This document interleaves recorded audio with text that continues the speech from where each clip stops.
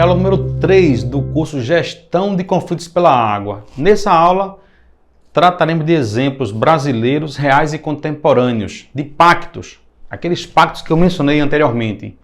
A solução de conflitos pelo uso da água não é a guerra do bem contra o mal. A solução de conflitos exige pactos. Vou trazer aqui exemplos reais.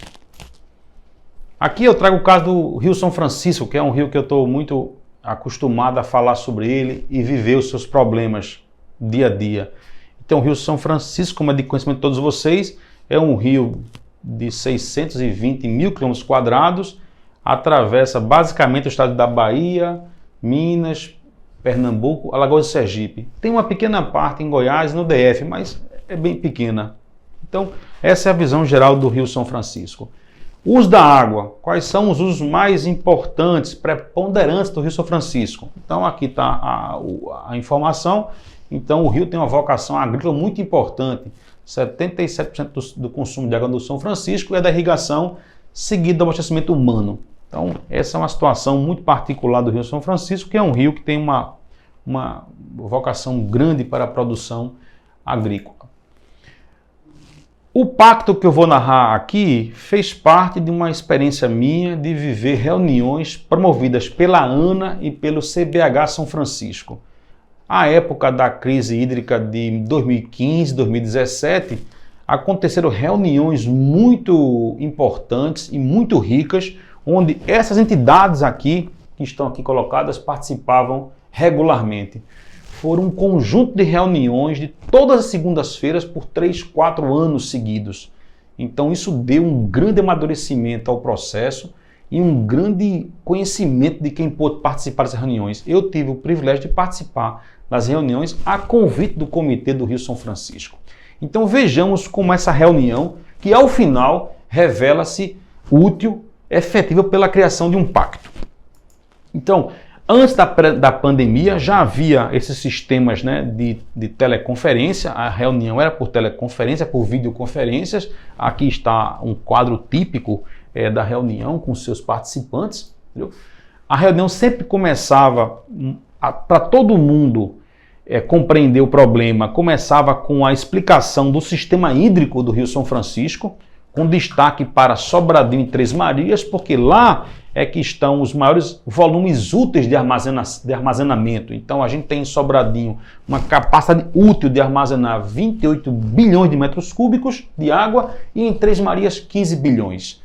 O Rio São Francisco, no caso aqui de Sobradinho, nesse quesito, o volume útil é o terceiro maior do Brasil. Então a reunião começava com essa revisão conceitual e mostrando que olhar para Sobradinho e para Três Marias dava uma boa indicação da criticidade da falta de água na bacia.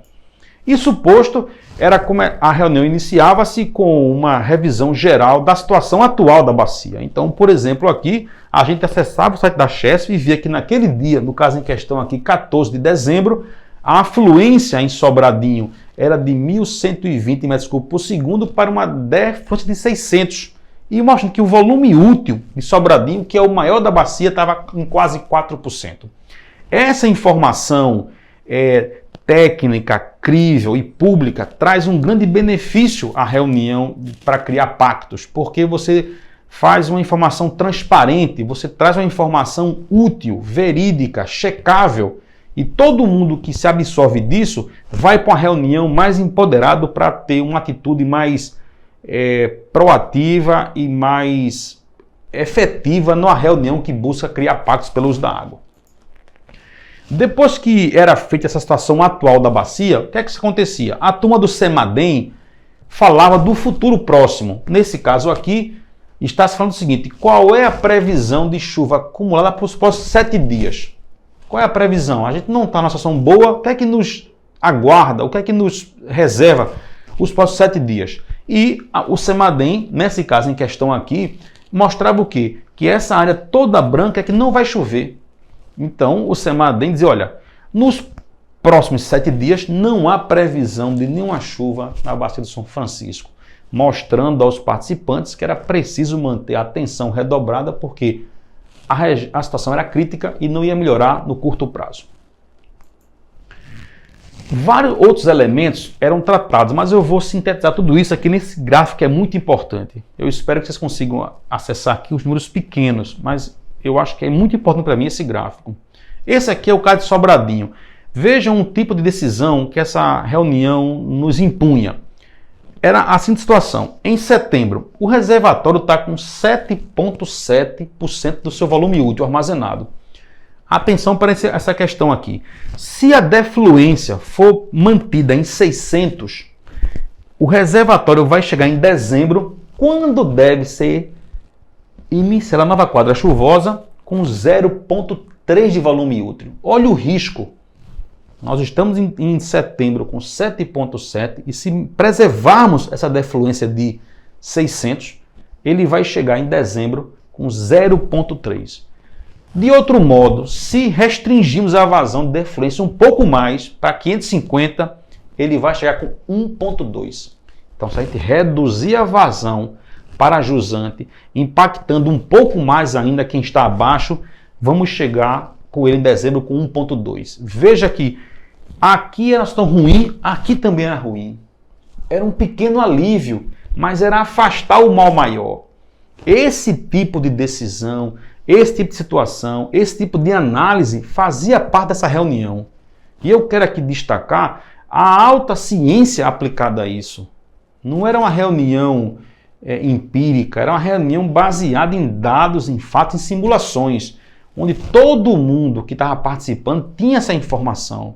E essa construção não foi feita em um dia, foram vários dias seguidos de informação, seguidos de reuniões para formar essa consciência coletiva que fez com que aquele agrupamento de órgãos já atravessasse da melhor forma possível a crise do Rio São Francisco. Aqui está o resultado daquela análise. Aqui é possível ver as resoluções mês a mês, ano a ano, que foram reduzindo as vazões de defluência de Sobradinho. Então, esse gráfico que mostra a redução gradual de vazões foi fruto daquelas reuniões. Então, isso foi um pacto. Essas resoluções não foram expedidas entre um grupo minúsculo a quatro portas, não, foram debatidas. Elas foram publicizadas, elas foram discutidas por todos da bacia. E aqui está um resultado final, que eu chamo de pacto. Quando chamo pacto, isso aqui é um pacto. Porque foi acordado, foi pactuado, que era a melhor maneira a se fazer diante de uma crise hídrica que não ia embora.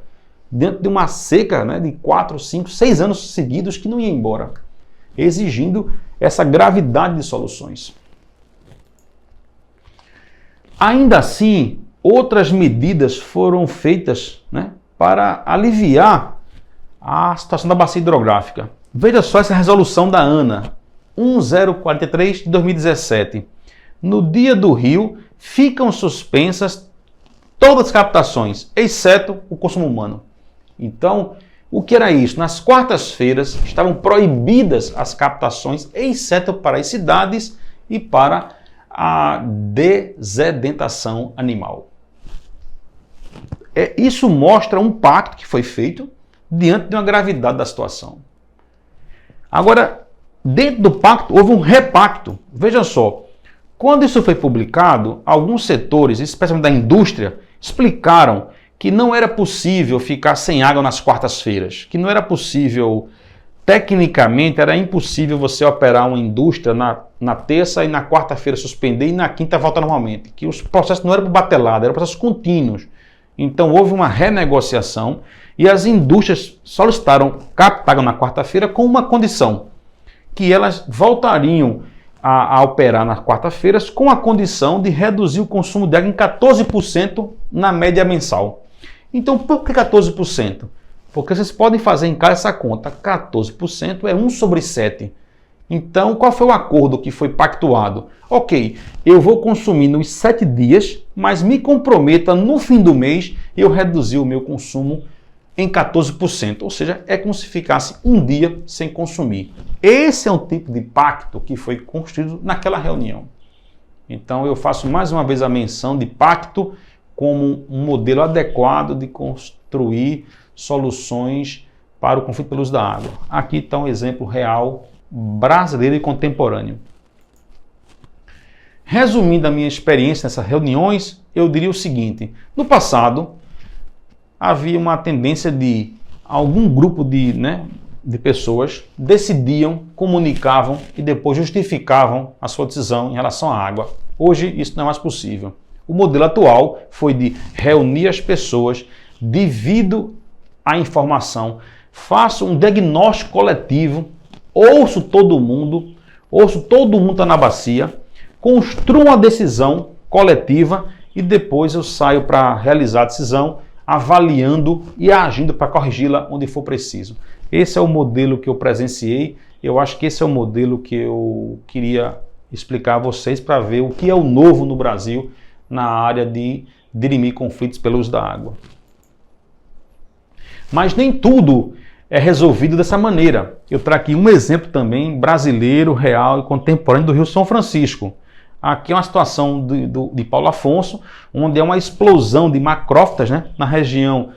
O nome dessa espécie chama-se baronesa, onde o excesso de carga orgânica no lago trouxe essa explosão. Essa explosão de material aquático que flutua, ela causa mau cheiro, um aspecto visual ruim, ela dificulta a pesca, ela atrapalha a entrada de luz no lago, ela dificulta a navegação, o turismo, causa vários impactos. E não foi possível solucionar isso dessa maneira, através de um acordo. Então, houve uma ação judicial que foi direcionada ao judiciário para essa questão ser solucionada. E o juiz, depois de olhar todo o documento e formar o seu juízo, ele entendeu que ele deveria decidir que a União, o Estado da Bahia, a Chesf e a Embasa deveriam colaborar para um plano para essa situação, sob pena